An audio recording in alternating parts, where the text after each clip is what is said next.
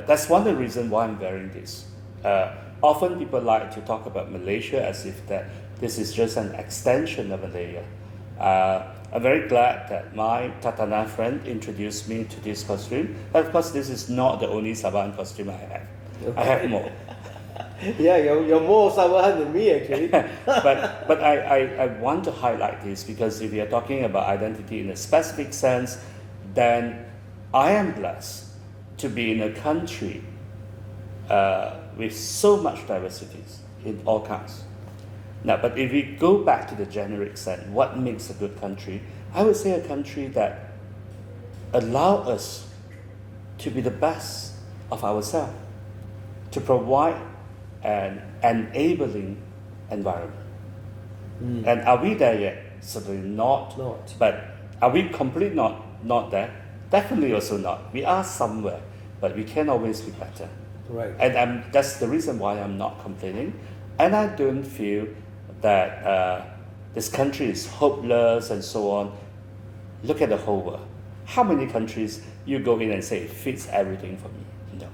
The best country is the one that you have to work it out to suit your taste. In that process, you have to engage with people, you have to push, you have to make compromises. All these things require us to take ownership.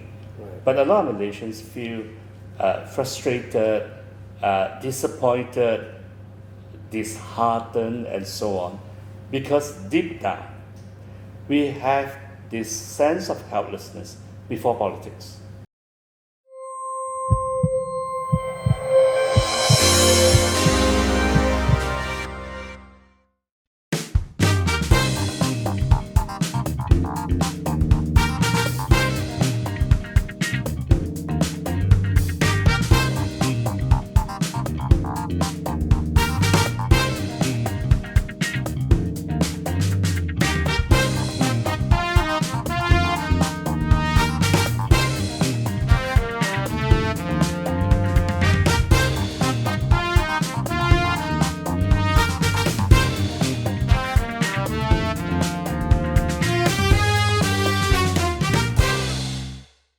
Welcome to HEARTtalk, coming to you from Kota Kinabalu in Sabah in Malaysia.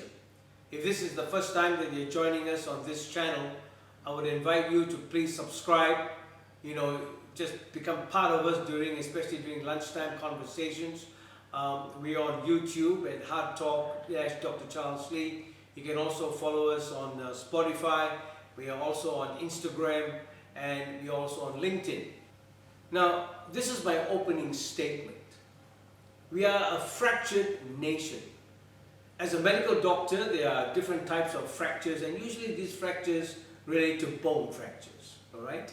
And they can also have fractures involving the social, political, and economic strata of the country.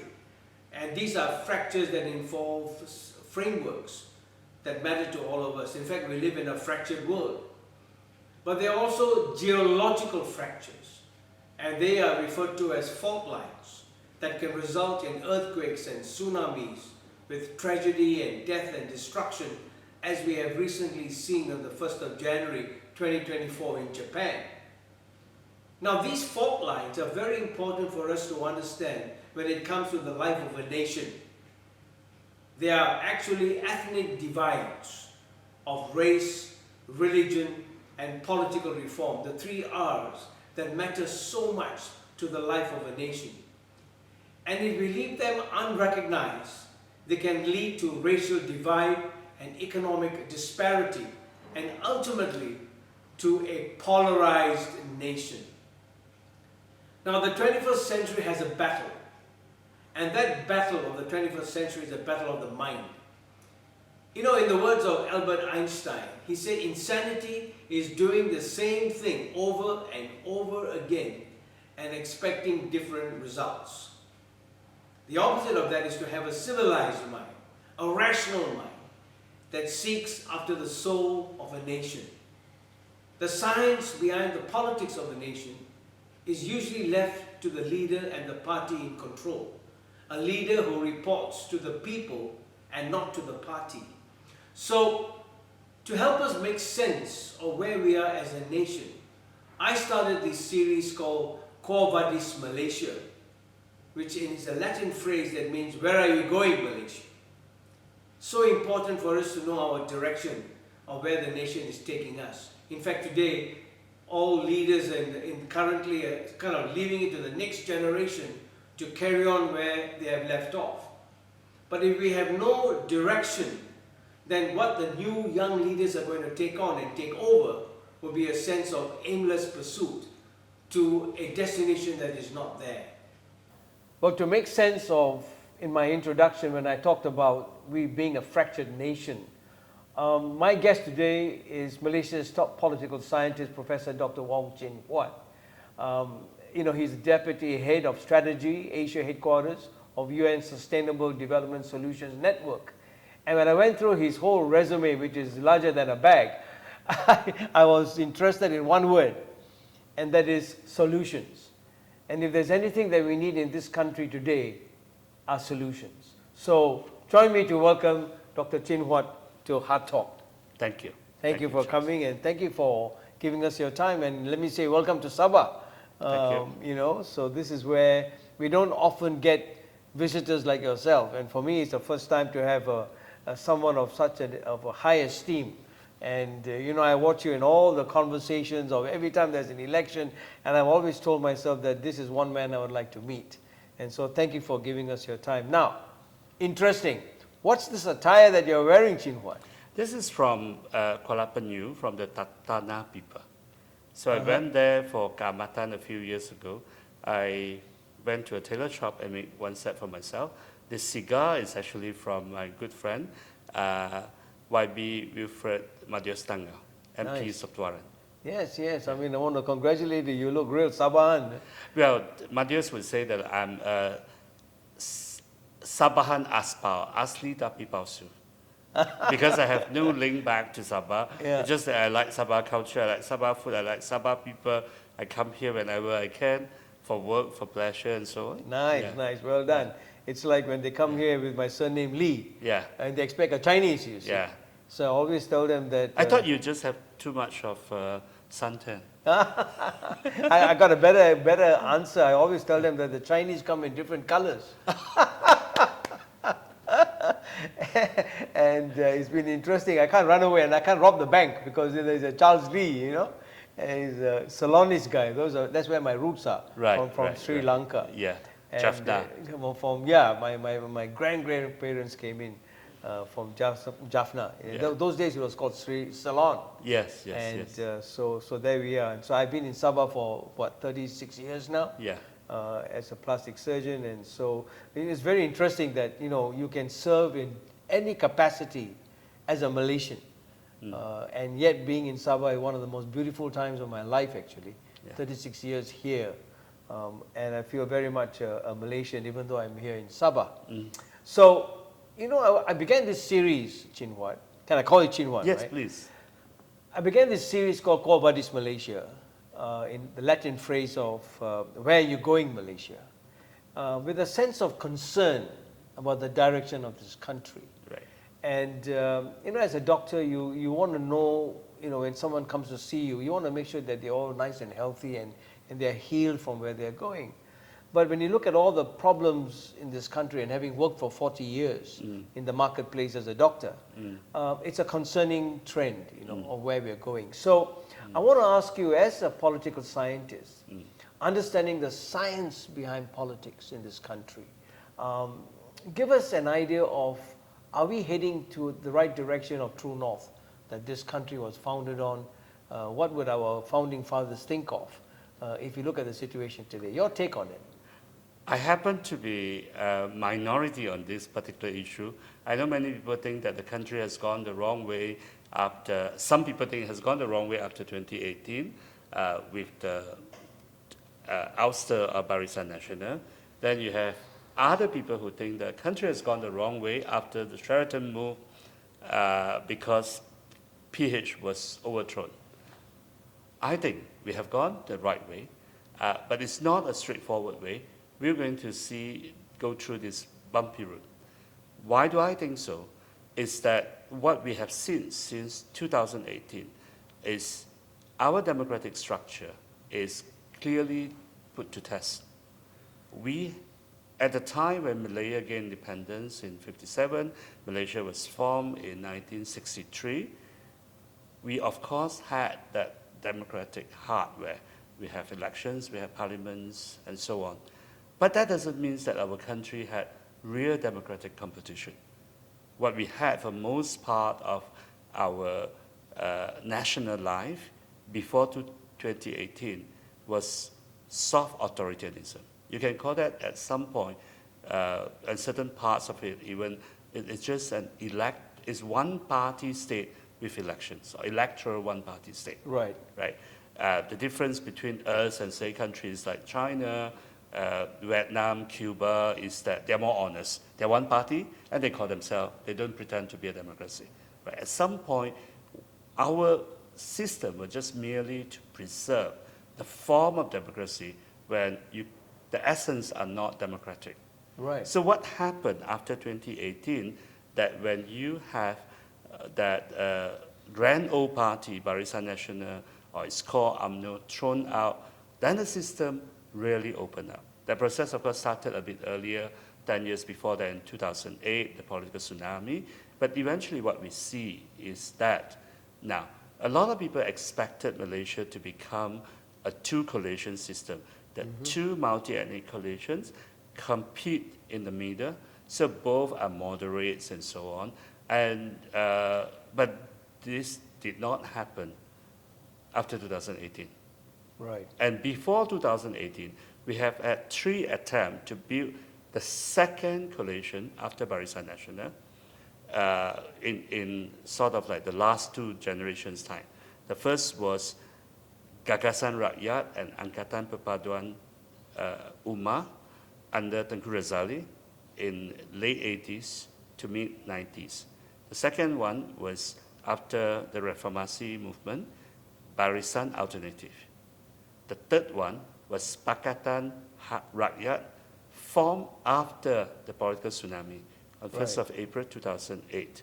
Now, all these 3 disintegrated in their second elections because they could not make any gain. But they didn't make any gain, parties saw no reason to stay in the middle. Because stay in the middle and be part of a coalition, you have to compromise. Right. You have to mellow your tone, your ideological goal, so it becomes less attractive to your core supporters. Right. And if you are not compensated with a better prospect of winning executive power or at least more seats, why should you do so? Right. So the opposition collapsed. Then you have, after 2015, you have this you have Pakatan Harapan, PH. Right. Now, when PH won in the 3-corner in 2018, we passed playing the spoiler unintentionally to BN more than to PH. BN became the last victim. Right. Why? Because the power was so concentrated, the East Malaysian parties, except PBRS, the one led by now Arthur Kurup, yes. Right, which returned to BN, all others have left. Right. The Sabahan parties were the first to quit. Then you have Sarawak BN, which became GPS, right? And then later, entire UMNO Sabah meltdown to become Bersatu. Why? Why did they do so? Simply because that the system did not provide incentive for an opposition coalition to survive, right? So people then see, why should I stick with you? I came to you in the past because you were powerful. Right. Sometimes I may not even have a choice. You Right. basically force me and say, do you want to be with me or you want to be beaten up by me? So I join you. But now that you are poor, I don't have to stay, right? So they move on. So what you saw in after 2018, that 22 months, we did not see a healthy two-party system because BN was no longer multi-ethnic. Right. BN was basically UMNO, Correct. Peninsula UMNO, Correct. and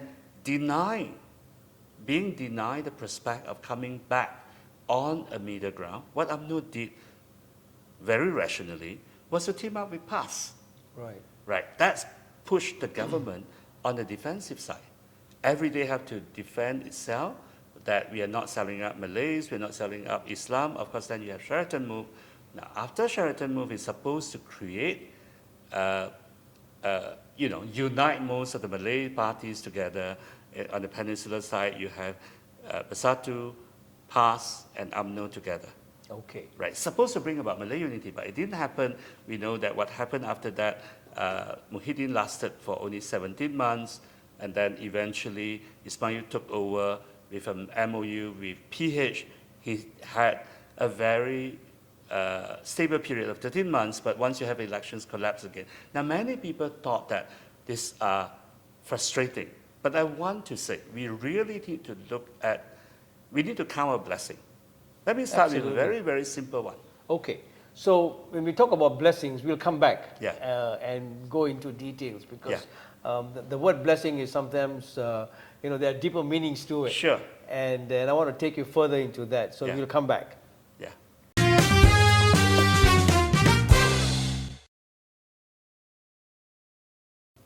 So, Chin Huat, what you're saying is that the direction, Quo Vadis Malaysia, to you now, currently, that we are in the right direction. Yes, we are in the right directions because political elites are now no longer have full control.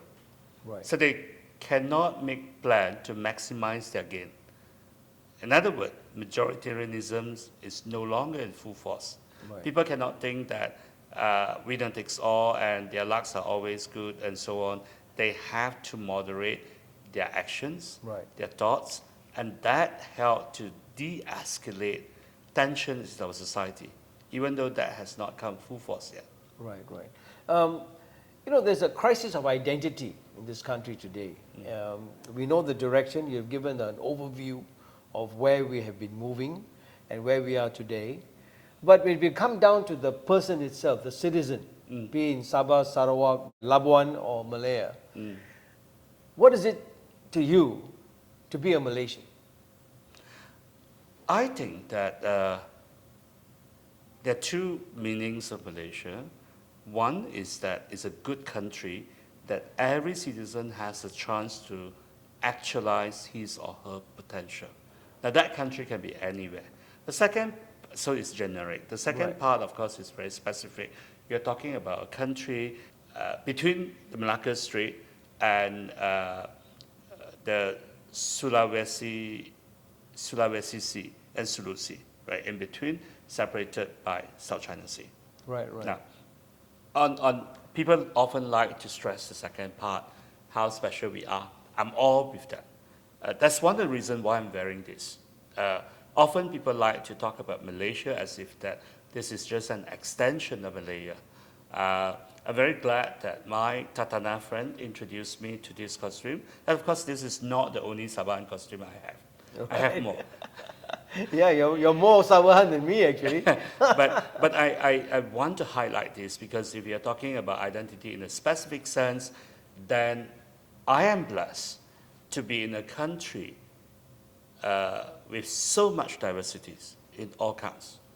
Now, but if we go back to the generic sense, what makes a good country? I would say a country that allows us to be the best of ourselves, to provide an enabling environment. And are we there yet? Certainly not. Not. But are we completely not there? Definitely also not. We are somewhere, but we can always be better. Right. And that's the reason why I'm not complaining. And I don't feel that this country is hopeless and so on. Look at the whole world. How many countries you go in and say it fits everything for me? No. The best country is the one that you have to work it out to suit your taste. In that process, you have to engage with people. You have to push. You have to make compromises. All these things require us to take ownership. Right. But a lot of Malaysians feel frustrated, disappointed, disheartened, and so on, because deep down, we have this sense of helplessness before politics. Yes. People like to think that politics is, let me ask you, do you think politics is dirty? Well, I think no. My answer Good. is no. Good. Because it's not the politics that is dirty, it's the leaders that are there that make it Okay. messy. Is politics dangerous? No, but of course, if we go beyond the limit Right. and misuse the, what it means. Is politics difficult? No, it's not. Good. The You see, fact but- that I'm having a conversation with a political scientist and I'm a medical doctor as a surgeon, it's not difficult. Exactly. You see, for people like us, politics is not a 3D job.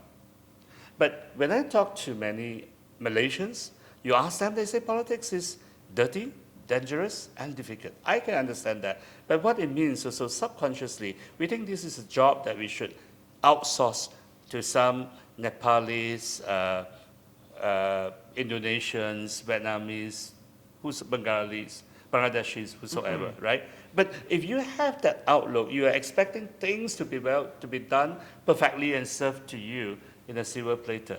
It won't happen. Okay, well, listen, well, point taken. And I love your thinking process here. But let me ask you, Chin Huat, Malaysia's political polarization. Yeah. You mentioned the word diversity. Is diversity the root cause? No, I'm not Mahathir. So if you think from one perspective, I'm not. Mahathir. Okay. Yeah. If you think from one perspective that a country can only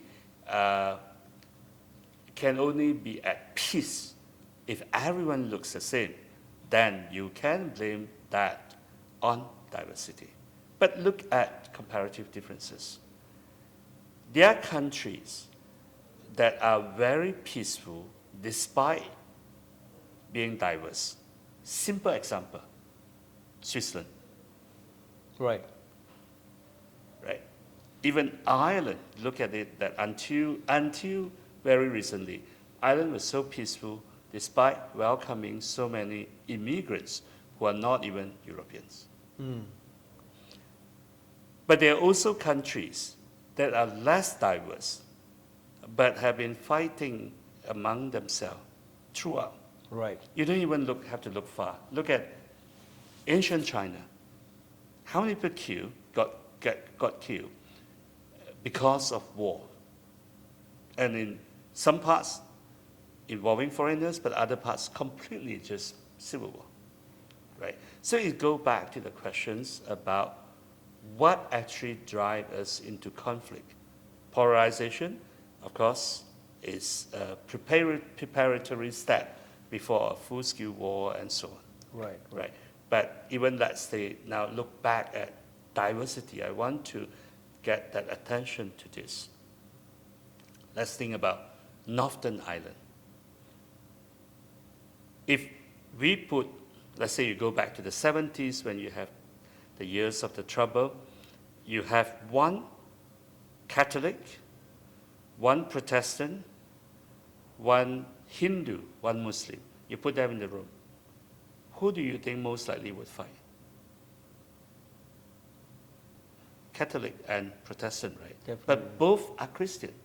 Right. As you compare that, you want to rank their differences, you would say probably Hindu is the furthest, because Hindu believe in is polytheist, right?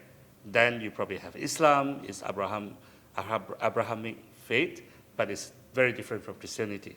But why don't people fight, like, between all the Abrahamic ones against the Hindu, or between Christians against the non-Christians?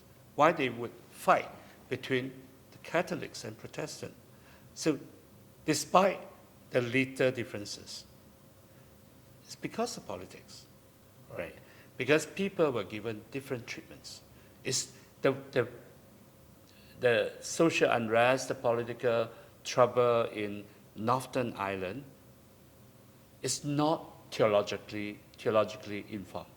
People didn't fight, arguing over same marriage. Right. Not about all those issues. They fought each other because there were much at stake on how one group's getting treated.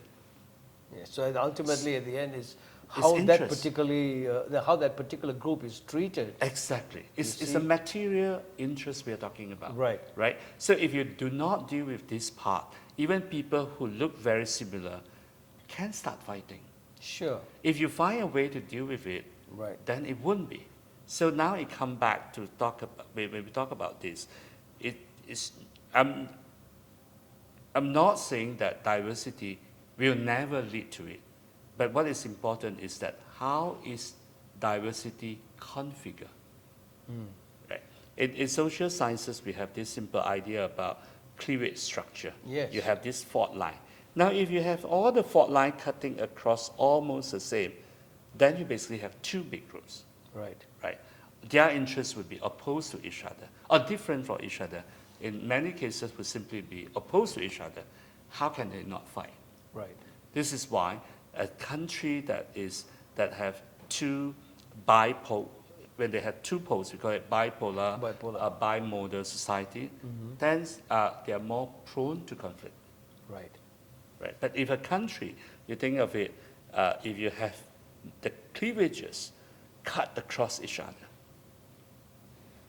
Think about, say, India pre-Modi, Okay. before BJP. Right. Right. You would have people classify into different categories based on their religion, their language, their caste. Okay. And so I may team up with you on language and fight someone else, on other things, on religion or whatsoever. Okay. And the next day I will team up with some other people and then come back and fight. Okay. So you mentioned a word that is very close to my heart, Yeah. and that is fault lines. Yeah. And cleavages and divisions. Yeah. And we want to come back to that because that will take us deeper into this whole concept of Malaysia's political polarization. Yes. And I want to take you to the next segment where we will talk about what I feel is a fractured nation. And it's all because of fault lines. Yeah. And the three divides that I would love your point of view on them. Thank you.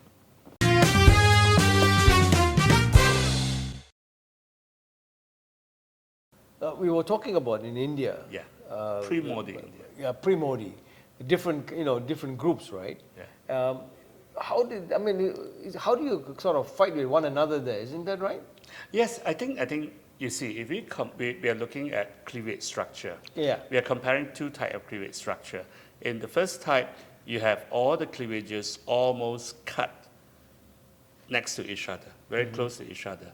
Then you have two main blocks, and everyone on this side would have different and sometimes directly opposing interests to everyone on that side. So what you're going to have is Two a different. crash. Yeah, right. Right. But the other kind of structures, as I say, a very diverse society where people can actually deal with it is the difference is much easily or more productive or less harmful is that when the cleavages cut across each other. Right. So say today A, B, and C team up, fight against D, E, F on language line. But tomorrow it may be A, C, F team up, fight against the other three on religious line, right? Mm-hmm. And some other days maybe on caste line. All these things are, of course, not the best because it's based on identity. But you compare the two types, you could definitely tell the conflicts in the second type of society are much manageable. Because people do not have permanent friends, do not have permanent enemies. Right. So even when they fight, they do not become angel, but when they fight, the circumstance more mellow them, make them more moderate. Right. And this is what we need. But ultimately, what we want to is to think about what drives elections. Now, as long as you have elections, political parties and politicians have to compete on product differentiation. Right? Product differentiation. Yeah. Okay. Let's say you have many competitors offering the same kind of medical service. Then you want to say that mine is better than my peers, my rival, right? Mm-hmm. Then you can attract your patients. Correct. Now, how do politicians compete? Basically, you can look at it in three ways. First is identity. all these questions about ethnicity, religion, language, regions, or lifestyle, things that you can not change or you really do not want to change. And it basically just say, let's get our people together and we count the head to see who has more on this side and that side. So it's not productive, and it often can tear society apart. Now the second type is patronage. If I have money, I can buy votes, right? If I control the government and there's no system to stop me using public money to buy votes, I win. But that's, and patronage may actually moderate group conflicts. Because when you give money to everyone, you probably don't have to be very nasty. But it's bad on the other way because it causes wastage, mismanagement of resources, and worse, corruption. Absolutely. Right? So we have to move on. The right kind of product differentiation that we need for democracy to work is policy differences. Right. It's solutions. So what is solution? Then different parties look at it and say, what's the most pressing problem that we face? Right? Then what are the solutions we can offer? Right. They compete in identifying problems, maybe different type of problems, or different aspect of the same problem, then they compete in offering solutions. Okay. Now, in society get into that, you are at least sorting one things out over the other, right? And because if they can move away from identity and so on, patronage, then the solution is more likely to cover everyone. Most of the people, that's how democracy should work. And I see it that Malaysia is moving towards that because after the ending of one coalition predominance by BN, there is a better chance for parties, the parties are forced to accept the fact none of them going to win back that dominance. They have to team up with different parties in government. Yes. Then when they come to elections in their interaction, they have to balance two needs. The first need, what we talk about in election. How do I show that I'm different from my rival? Otherwise, I cannot win votes, product differentiation. Right. But second, after elections, I need to enter negotiation with my rivals to form government, coalition government. Right. So if I'm too harsh, if I call my rivals, they are Satan, they should go to hell, these are wicked people, robbers, whatsoever, idiots, after elections, they would not talk to me, right? If I want to talk to them, I want to hug them, my supporters would say, you play up our sentiment. You cheated me. You say this is bad guy, now you want to hug him and kiss him, right? Now, once politicians get used to all these things, their conduct would be more mellow. Right. And they would have to slowly develop skill on policy differences rather than talking about identity, whose God is more powerful, whose ancestor come here first, whose language has more value. Right. All those questions, all those debates are unproductive. Yeah. It doesn't solve our problem. Absolutely. I mean, point taken, and I wish that all the political leaders in this country would listen to you and think wisely how we can all be on that same platform of an endpoint that is profitable to all. Yeah. To all. I mean, at the end of the day, as a doctor, we talk about human conditions, and today very much you're talking about the national condition of this country. And I talk about that, I've always said that we are a fractured nation. Fractured in the sense that there are divisions and lines. You talk about cleavages just now. Race, religion, and political reform is one of the three. So we talked about race. Now, how do you equate what you have said to ethnic nationalism? I mean, recently we had elections, 6 states, right? And you find that there's so much of movement towards this is, us, belongs to us, and the fear of losing what you have. And this is now ending up with segregations, blocks, and all that. How do you see? It is natural. The reason being that our society is still so different ethnic groups have different life chances, right? And we have very low trust across community. So very naturally, just based on human nature, we look for people of the same kind to think that they will protect us. Yes. So that's the reason why coalitions like Perikatan Nasional is so powerful, popular among the Malays. Now, and what you mentioned about 6 states, this is very important. People talk about the green wave, but there were actually 2 green waves. The first green wave emerged in GE15. At that time, you have 4.9 million new voters entering the electoral because of automatic voter registration, AVR, and Undi 18. Now, Perikatan Nasional captured around a net 2.6 million. So most of the new voters, majority of the new voters went to them, Right. most likely. There must have been some draw. Yeah, because, I mean, because basically, people feel that they cannot trust UMNO. Yes. Because that is corrupt. They could not trust PH, thinking that PH would lead to non-Malay dominance. Now that's come back to majoritarianism. The system is so majoritarian, we do not believe the ending of a particular type of majoritarianism would be inclusion. We Right. think we would only have to choose between Malay dominance or non-Malay dominance, Chinese dominance, right?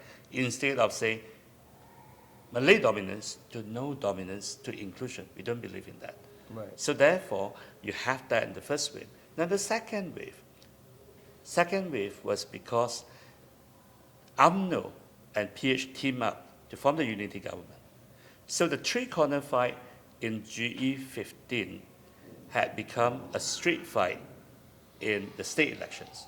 Right. And that's why that you see UMNO performing so badly in the northern states, as well as Selangor and Penang. Yes, yes.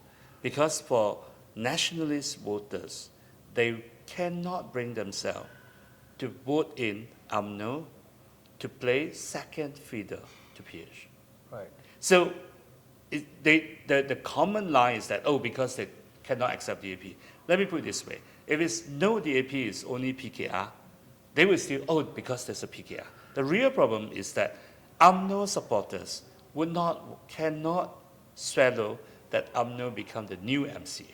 Right. MCA was the number 2 in BN, Yes. but its votes come from basically UMNO support, right? I like your point of view because I'm going to take you back to this movement of UMNO and how people moved out and they've gone into PN and all that. And if we go back to the 1968, 69, during the time where I believe has been a rupture in Malaysian society, at the same thinking also that how they left UMNO and went and opened up opposition Malay parties more. There was a sudden evolution of all that going on, which weakened UMNO. Until today, you'll find politicians bringing up UMNO at that time, 1969, and as a warning that we can become weak if people move out to other things. So let's come back to that point in the next discussion.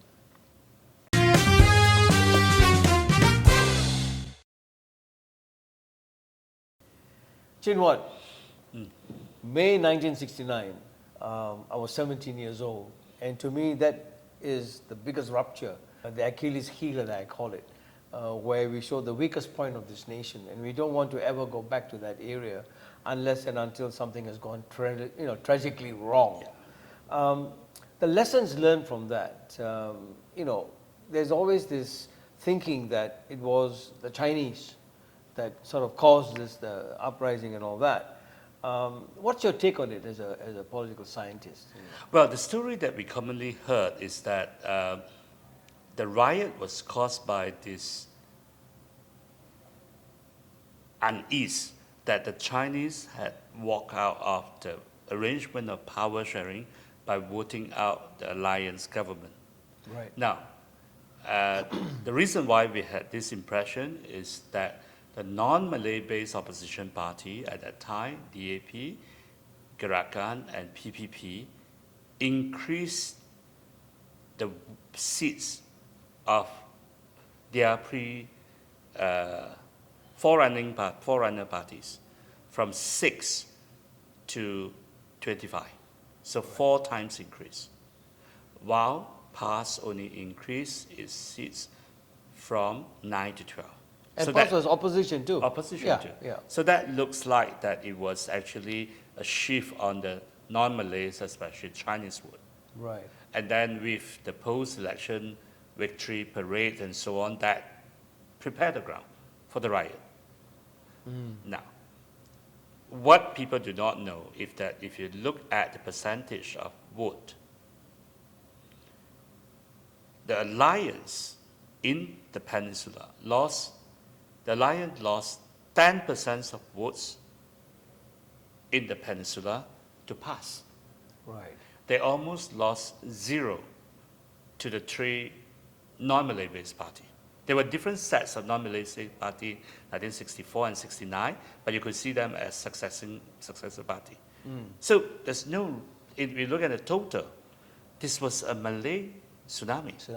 And you further look at the increase of voters, you probably would say that high chances the Malays that voted against the alliance were young voters, probably because they did not see how independence has improved their livelihood and so on. So they supported that. Malay votes shifted from alliance to PAS. Right. With only exception was in Kelantan.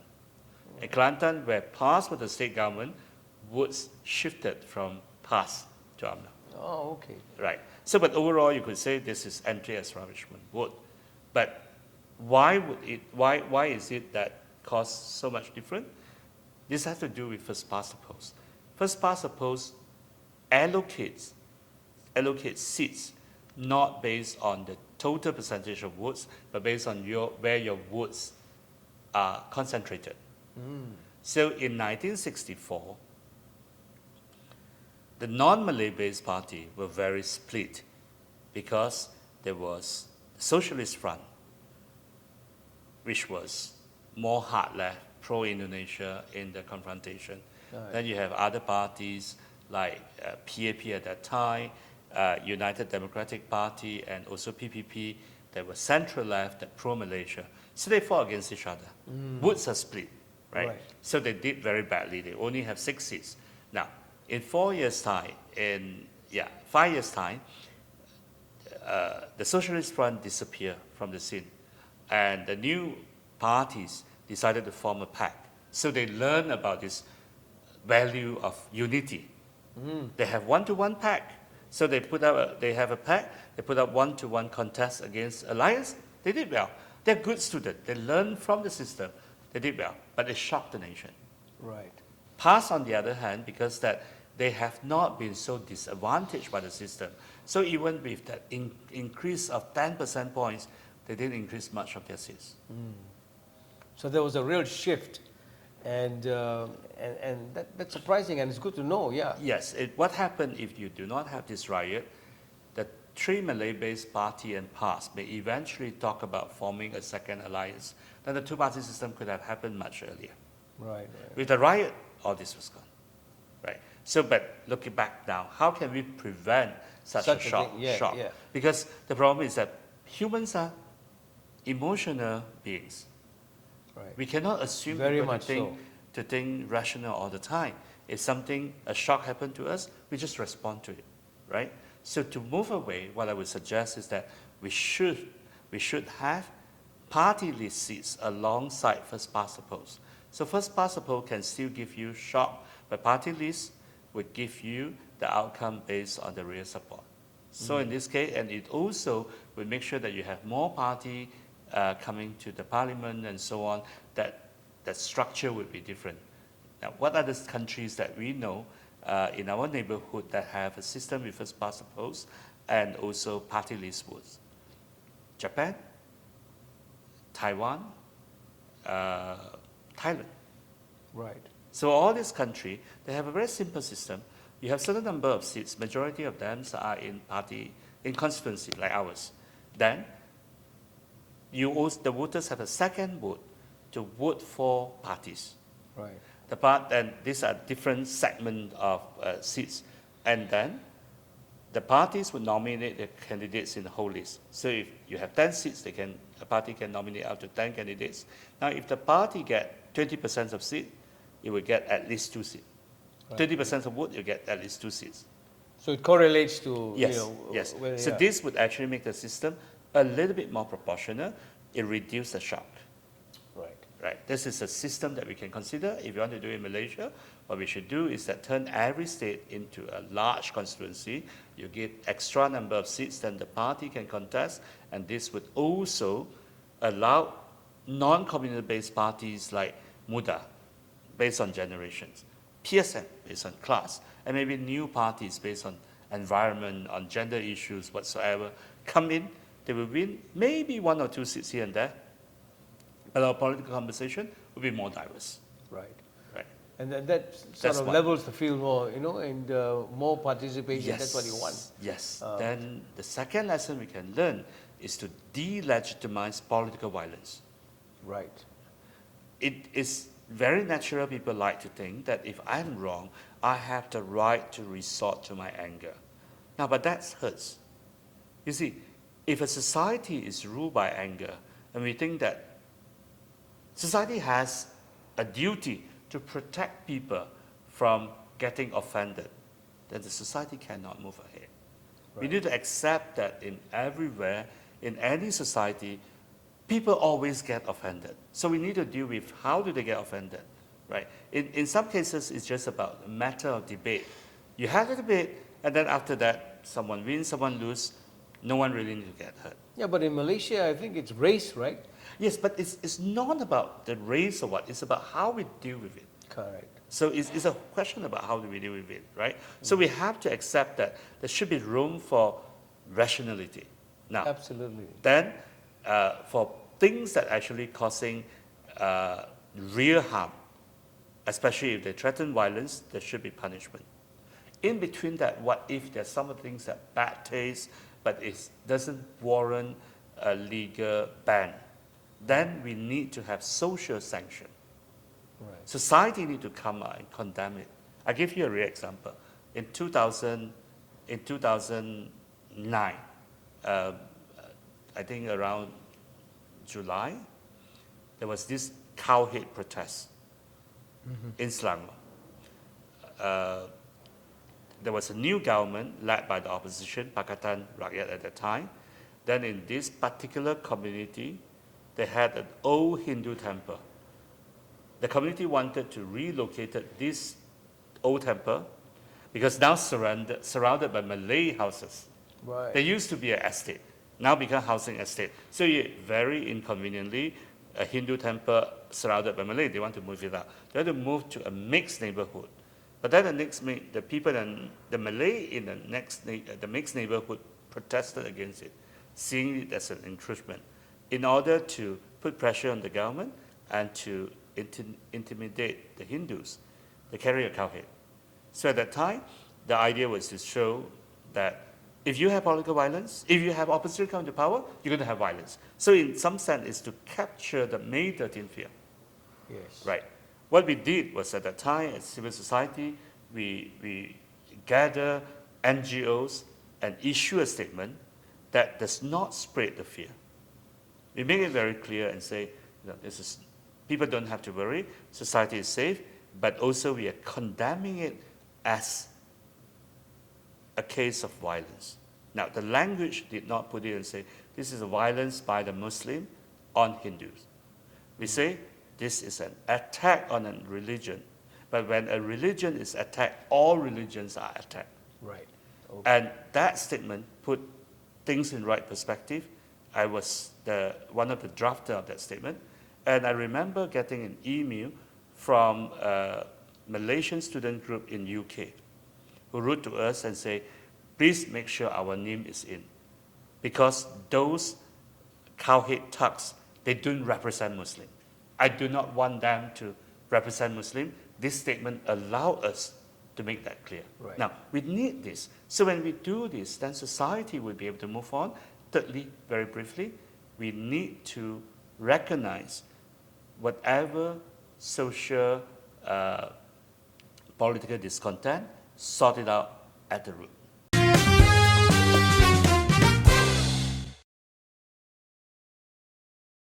So with the current coalition government, UMNO is the second largest party there. Can it survive the G16 that's coming up? Possible, but would not be easy. UMNO made the right choice to join this unity government because it has very little overlapping seats with PH, meaning they are not main competitors. In contrast, had UMNO joined PN, it would be number 3 after PAS and Bersatu. Right. It would be confined, it would have to accept that it's going to be playing the third fiddle to these two main rivals. So it made the right decision here.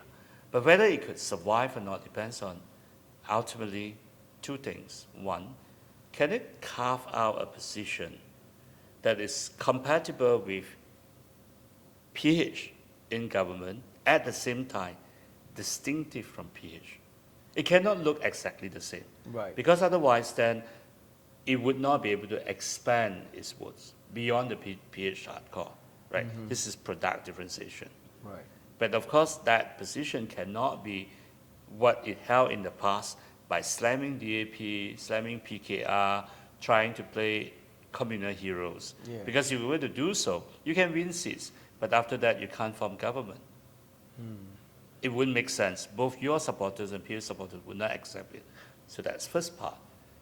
Now, that requires deep thinking on how this party positions itself as a respectable, professional, moderate nationalist party. Now, many Malaysians don't think it's possible. Malaysians who are liberal in leaning or minority in background like to think that all ethno-nationalist parties are reactionary. They are no good for this country. But the fact here is that we actually need a professional, moderate nationalist party. Right. Because only you have that options, the votes wouldn't go directly to PN. Now, the second challenge then is how can UMNO avoid this perception, whether being spelled out or not, that it is the new MCA. Right. Now, what do I mean by new MCA? Yeah, this is the first time I'm enlighten us on this. Thank you. In the old days of Barisan Nasional, MCA was the second largest party. Correct. Would always be given 4 minister seats in the cabinet. But MCA, no matter how hard it tried, it had a legitimacy problem with the Chinese voters. The Chinese saw MCA as UMNO representative to deal with the Chinese, rather than the Chinese representative to deal with UMNO. Oh, okay. Right. So therefore, MCA people find very frustrated. They work very hard, but they get very little votes. The Chinese felt that we should have, it's right for us to vote for DAP because they really protect the Chinese and so on, right? Yeah. UMNO is getting into that problem. Because UMNO is part of the government, that allow UMNO to dish out patronage in many ways. That helped UMNO to secure some of his support. However, if UMNO cannot strut off that image, that this is a new MCA, then Malay nationalist voters would think that even though I like UMNO, I'm going to vote PN. Right? Because UMNO has lost its soul. Now, this actually has been put up by many UMNO politicians, especially those who are not mainstreams, like Isham Jalil. But the way they frame it is like, oh, Malay don't like UMNO working with DAP. To me, that is oversimplified. Right. What I mean is that, let's say you don't have DAP. Let's say DAP merged into PKR. You only have PKR. They would say, Because Malays don't like UMNO to work with PKR. Basically, the real problem is UMNO is too weak, Right. right? So it's not a racial kind of problem. No, it has to do with it, but it's not explicitly because of DAP or whatever. It is ethno-nationalistic in the sense that Malay nationalists cannot accept that voting UMNO in for UMNO to be number 2. Right. What they want is that if I'm going to vote for UMNO, Then UMNO it's must have got a to- chance, not necessarily have to be immediately number 1. UMNO must have a chance to be number 1, to work towards number 1. Right. Right? How can that happen? It can only happen in 2 ways.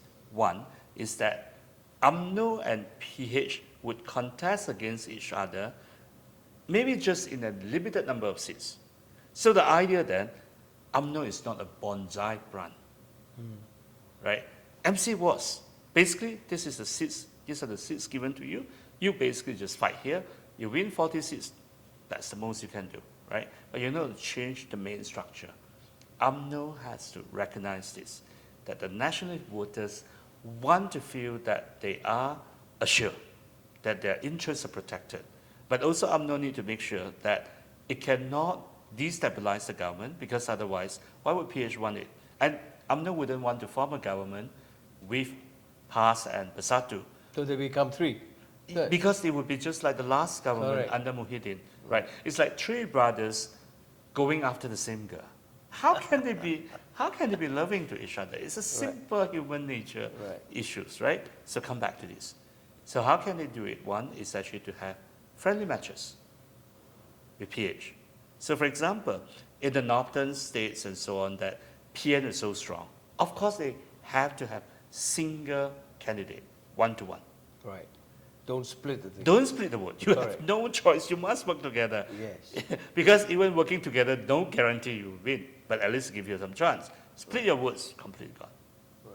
Right. But in the south, where places where PH or UMNO is strong, at least one of them is so strong that PM won't stand a chance to win, they can contest.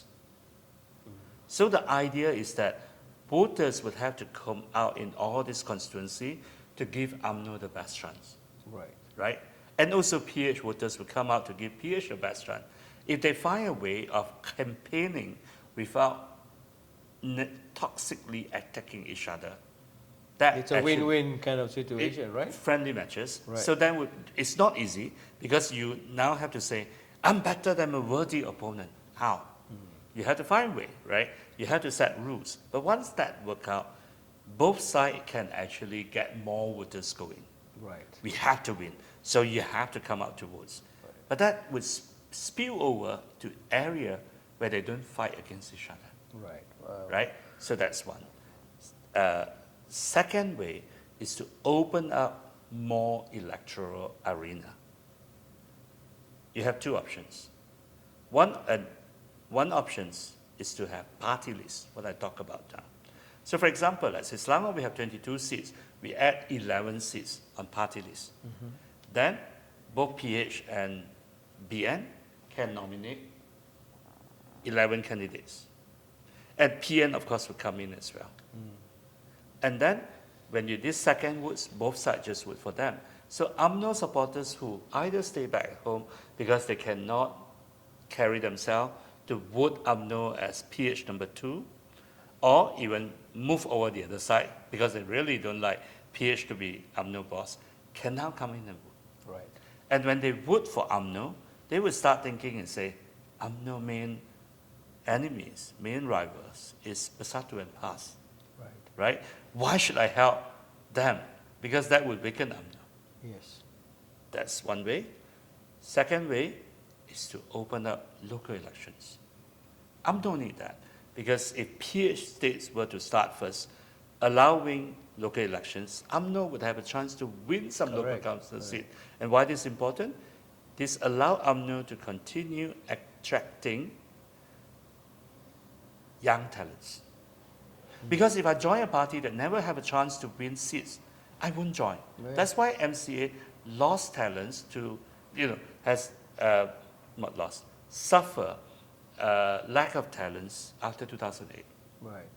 So UMNO need Because to they avoid just this. lost them. I mean, they just left. When you don't have a chance to win, Correct. why would I join Well, a party? absolutely, Right? I mean- So they have to go into that. Now, when it is opened up in period states, once it work out, the Malays don't fear about local elections.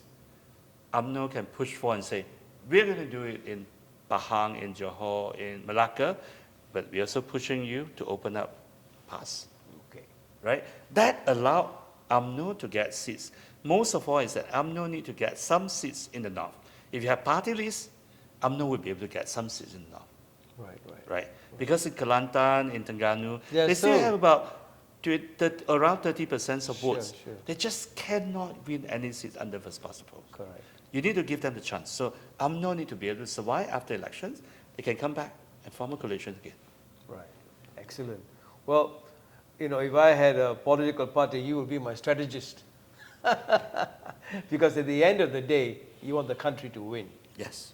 That is the bottom line. Yes. All of us want a win-win situation where there's peace and harmony. And so, our closing segment is something that's very recent, where we want to keep the government and give it its full run for 4 years, which is a fixed term Parliament Act. Yeah. We want to see. I want to hear your views on that, and perhaps that would give a good roundup of where we are in this country today.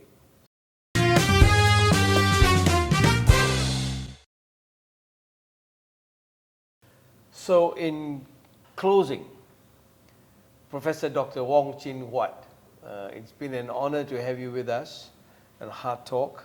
And I want to end with this current situation now that we're talking about what's called a Fixed Term Parliament Act, of how we can keep this coalition that we talked about in this whole discussion going on for the next 4 years, where they have a full run of reformation, bringing up reforms that matter to the country, being able to finish the term, because we have seen so much of changes going on, and which can put off the public, of trust and having some form of loyalty of thought. What is your take on it? I have been a long proponent for a fixed term parliament, going back at least by, say, late 2021. Oh, really? Yeah. And you think this is a good thing? It's a good thing because I don't believe in political adventurism. I don't buy this idea that Prime Minister should have the free hand to call election anytime he or she wants to get the best election outcome. And not just about that this is unfair to the opposition. My main concern is that if you allow politicians to manipulate on the timing of election, to dictate the electoral calendar, it affects the qualities of policy. Right. Because then they can calculate and say which is when I want it. The policy become much more short-term orientated, maybe risky and so on. So for me, fixed-term parliament is a superior tool because it disables political adventurism in this way. Right. So that's something that why I like, because I think even, of course, having said that, we do not, when we talk about fixed term, we do not rule out the fundamental mechanism that the parliament must have the power to overthrow the government. Right. So when we talk about fixed term parliament, we are not talking about fixed term government. Right. Right. What it means that you have the same parliament, but you may actually have mid-term change in government. So this is what a lot of people who want stability, who may not actually get it correct, including some politicians in the government. Right. They were thinking that, say, you're going to have a law that's going to keep this government there. I would say, no, it doesn't do it directly. It does it by limiting the avenues to change government, forcing it to happen only in Dewan Rakyat, Right. which I go in later. But second, also you create this expectation that when election is likely to be held. Right. And therefore, people would make their plan, whether for work, for voting, for organizing event, whatsoever thing. You set your calendar knowing what would happen next, right? So That's once good. you set it in, you would hate anyone who disrupt your agenda. Correct. right? So when the opposition try to bring down force an early election, they likely get punished. This is where you actually help.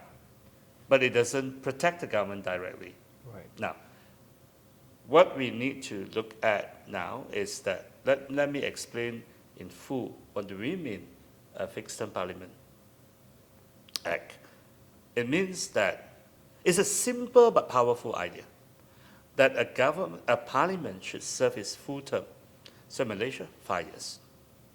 Unless one of these two extraordinary circumstances happens.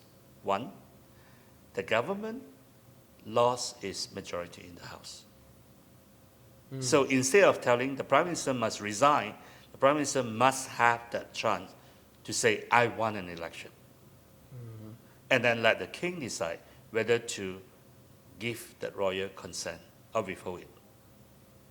Second, for whatever reason, if 2/3 of the parliamentarians pass a resolution for an early election, then you can go ahead. So what we are talking about here is certainly not some criticism laid by what I call semi-expert. Right. People appoint themselves to comment on this without looking at actually the nuances, the facts, and so on. Yes. One thing they like to say, oh, this is going to prolong or prop up weak or unpopular government. That's not true, Right. because what we are saying is that the law should actually define what constitutes a loss of confidence and limit it to the passing of a vote of motion of no confidence, the defeat of a motions of confidence, a defeat of budget in second or third reading. Now, once you put all this, you would have to amend your standing order in Dewan Rakyat. Okay. So to prioritize this, then a Prime Minister cannot use the Speaker to block motions of no confidence or confidence. They have to do this. What is really taken out is a QSD, statutory declaration. And why this is important? Look at the situation now. People talk about London move, Jakarta move, Yes. and then Dubai move. All this move is basically based on some numbers. No different from what Anwar said on, in September 2021, just before 4 days before polling of the Sabah state election. He said, I have a strong, yes. convincing and formidable majority. Correct. Right, but he never delivered it. Why? Because you have MPs who are happy to sign on the SD so that if you get to become Prime Minister, they're kingmakers. They expect you to pay back. Right. But they don't have to show their face. So if you fail, they lose nothing.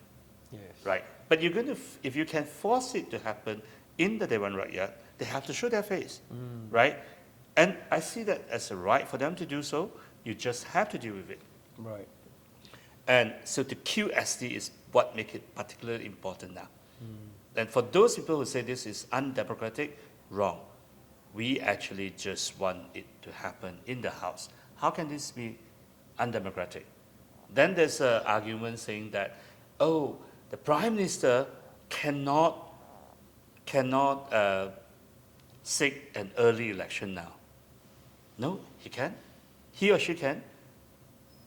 He or she just need to get a 2/3 support. In other words, the power to seek a royal consent for an early election is no longer monopolized by him. Right. Because It has to be shared with other MPs. Yeah. Now, tell me, how can a power to be shared by 148 MPs be less democratic than the power in the hand of one man person. or one woman? Absolutely. Right? So these are the checks and the Yes, you know, exactly. balances, you So see. we are actually getting a system to be less majoritarian, but I know many Malaysians love majoritarianism because they have not lived in another country, in another system. They probably didn't bother to read about this, right? But ignorance is not the reason why we reject reform. Yep. If I welcome the debates, I think we need to see more people laying down the question because there's still details that need to be debated and finalized, but we need informed criticism. The third thing that I want to raise is about what people say, this would take away the king's power. No. In UK, it does take away the king's powers because they want to make it such a situation, because first of all, the UK has no written constitution, and more importantly, the British monarch has not made any political decision since 1834. Right. So you don't have situations where He steps in. The king, the queen is going to withhold her consent. Right. Right? And so in this case, for the UK, they basically just make it in such a situation, rule out all uncertainty that if you're going to have the two situations, you meet one of these two conditions, loss of confidence, two-thirds support, then election can be called. Right. But in Malaysia, we make it very clear. What we are adding here is one extra layer of safeguard. Because now, the Prime Minister can seek the royal consent for early dissolution. Whether he gets it way or not, it's only, we leave it to the king consent as a safeguard. Now, if you're going to add in two-thirds support from the majority, from the House, this is the second layer, right? And neither of these safeguards should be considered as undemocratic. Because if the king can say no, you don't say it's undemocratic. Why should this be undemocratic when MPs share the power of the Prime Minister? Absolutely. Right? And some people say it has failed in UK, so it would fail in Malaysia. Why should we have it? Let me answer that.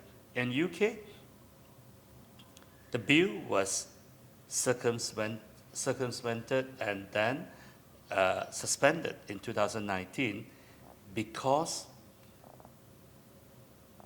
Prime Minister Boris Johnson passed another bill with a simple majority that's to suspend this fixed-term parliamentary act which contained a two-thirds threshold.